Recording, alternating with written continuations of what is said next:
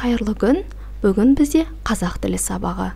Бүгінгі сабағымыздың тақырыбы етістер. Сабақтың мақсатына келер болсақ, етістердің түрлері мен жасалу жолын меңгерту, жаттығу жұмыстары арқылы тіл байлығын арттырып, сөздік қорын дамыту. Етістер.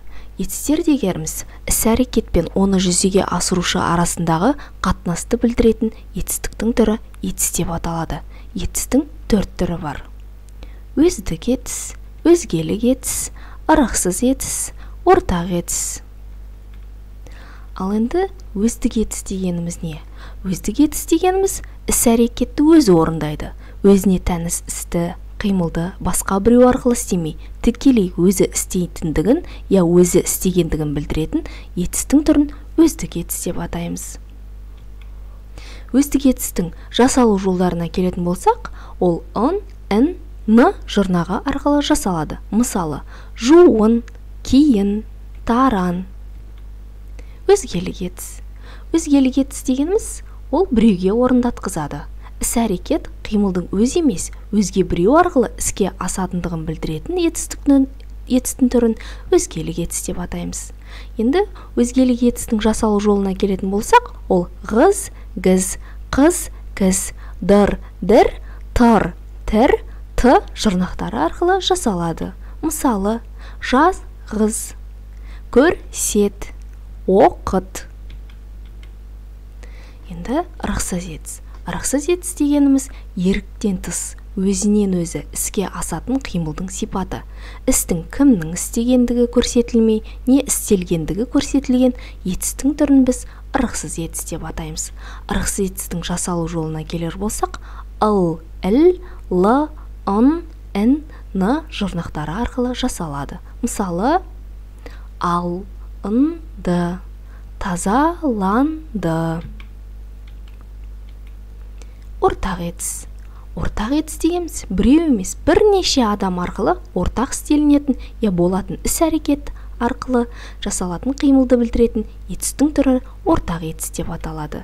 Яғни екі немесе бірнеше адамға ортақ іс-әрекет. Ортақ етістің жасалу жолына келер болсақ, ыс, іс, с жұрнағы арқылы жасалады.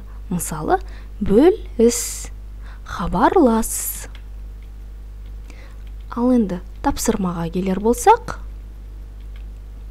суреттегі іс-әрекеттің қатысына қарай топтастырып көреміз. Өздік етіс пен өзгелік етістің түріне қарай. Яғни, өздік етісте ойланды, жуынды, таранды, ал өзгелік етіс салғызды, жаздырды, оқытты. Екінші тапсырма. Екінші тапсырмамызда берілген сөздерді етістің түрлеріне қарай бөліп кестеге жазу керек. Яғни жауабы өздік етісте ол көрінді, жуынды, оранды.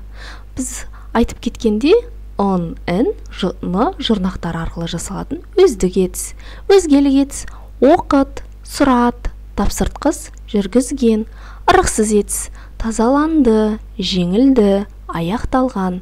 Ал ортақ етіс сөйлес, әкелісті, жинасты. Үшінші тапсырма.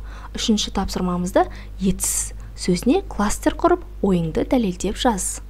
Ал енді жауабына келер болсақ, етістің тағы бір категориясы болады. Өздік етіс, ырықсыз етіс, ортақ етіс және өзгелік етіс. Қорытындылай келе сабағымызда альтернативті тест аламыз. Бұл жерде жауапқа иә, болмаса жоқ деп жауап береміз. Яғни, етістер 5-ке бөлінеді. Жауабы жоқ. Салынды, өзгелік етіс. Яғни, бұл жерде бұл жоқ деген жауап беріледі. Етістің жұрнақтары қабаттасып келеді. Иә. Өзіңнің етістік жоқ. Бөлісті, ортақ етіс. Иә. Етістің құрамына қарай 3-ке бөлінеді. Жоқ. Қыз, кіз, өзгелік етіс жұрнағы. Иә. Ортақ етіс ын, ін, ны, с жұрнақтары арқылы жасалады. Жоқ. Қорытындылай келе, бүгін Бүгінгі сабақта не үйрендіңіздер? Келесі сабақта қандай мәселелерге баса назар аудару керек? Сабақ бойынша қандай сұрақтарың бар? Үйге тапсырма ретінде көркем әдебиеттен етістің түрлеріне сөйлемдер жазып келу, құрамындағы етістерді түрлеріне қарай ажыратып, тұлғалық талдау жасаңдар. Назарларыңызға рахмет.